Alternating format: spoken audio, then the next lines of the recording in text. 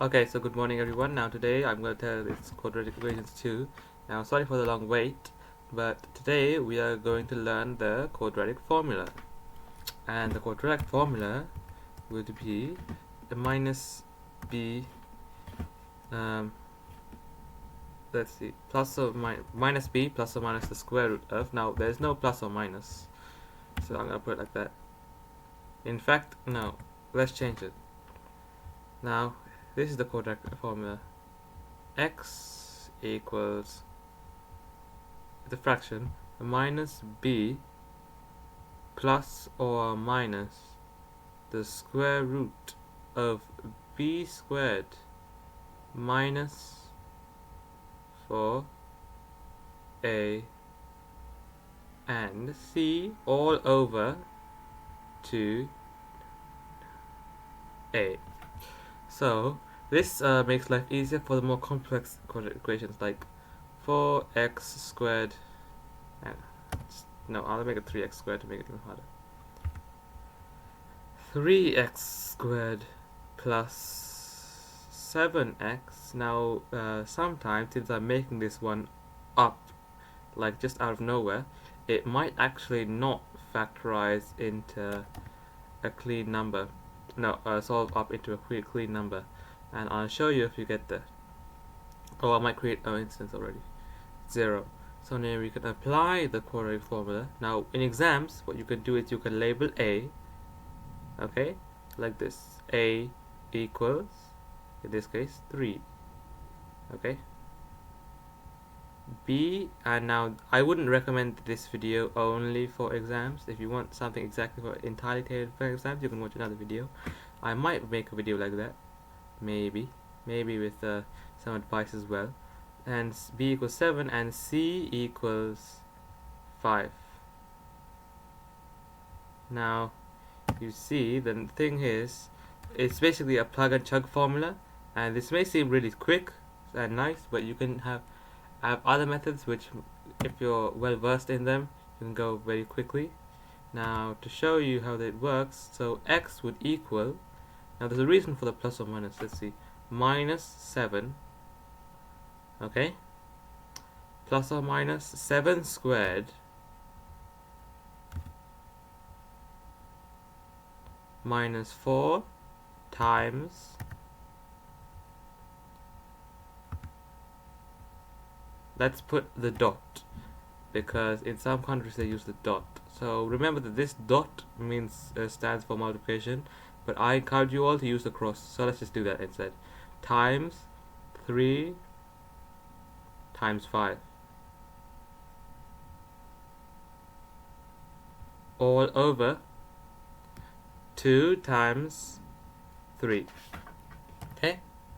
So now basically what you can do is you can simplify it. 2 times 3 equals 6. So just do that.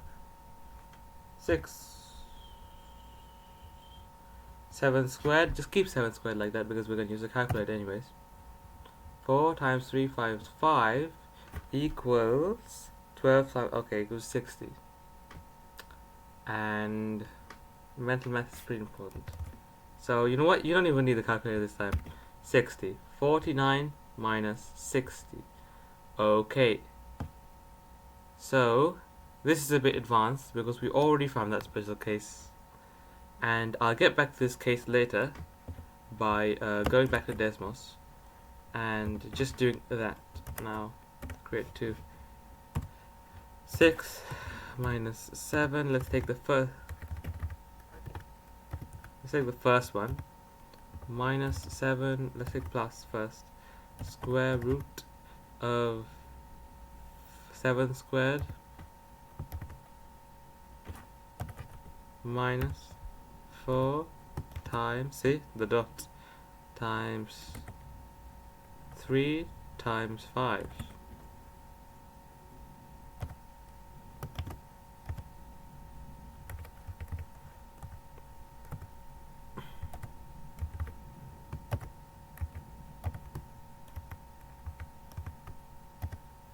See, it comes as undefined. There's a reason for that.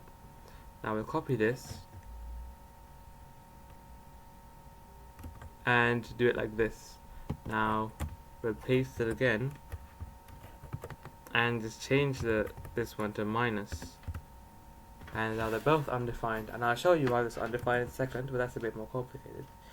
Now, if you change C to 2, which makes it very different, of course, now what you can do then would be using quadratic formula normally and getting a very well defined answer.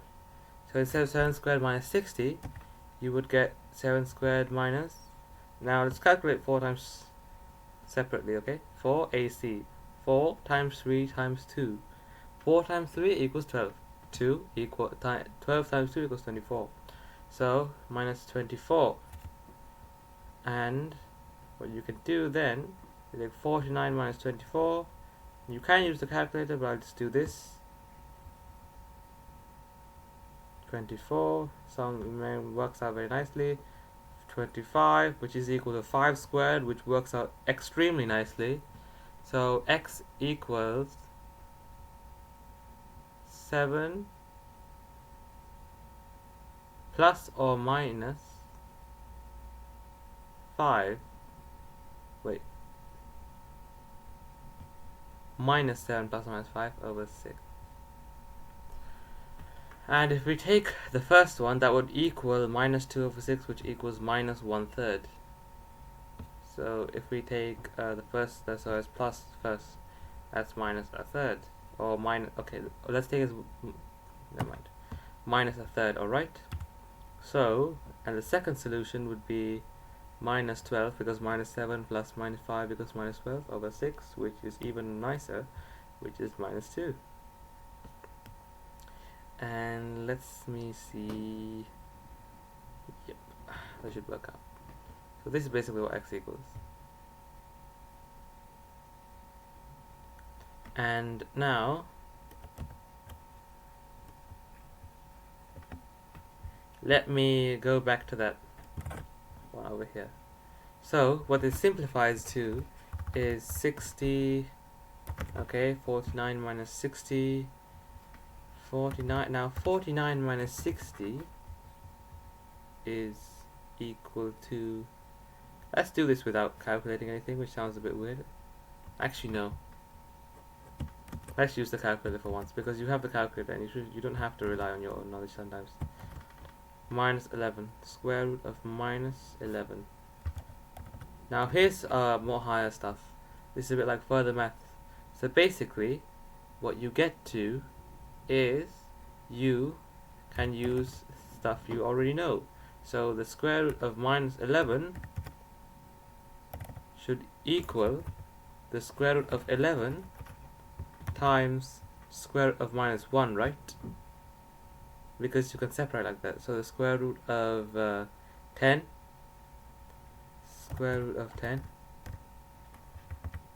10 would equal to the square root of 2 multiplied by the square root of 5, because, and that equals the square root of 2 times 5, which is, so it works out, right? So this should equal the square root of 11 times the square root of minus 1, which is undefined, and we can assign this to a variable, and it's standardly known as I. So we can separate this here,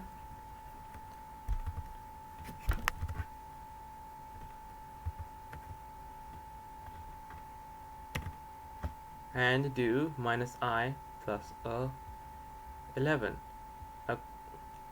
minus 7 minus I root 11 over 6. You can simplify this even more by factorizing the negative and it's out of this without the sum, so that would equal this, and you can take the negative outside, okay, and be like minus this number, and that works out. And for the second solution, which I'll just put here, you just have to be like there you go, that's what x equals. So you cut this here, x equals I'm not sure how it's giving a function somehow, but it is, which is pretty weird because I equals the square root of -1. Okay, there it goes. So yeah, there you go. That's basically that's basically a lot of what you know, even further than what the school teaches you. So have a nice day.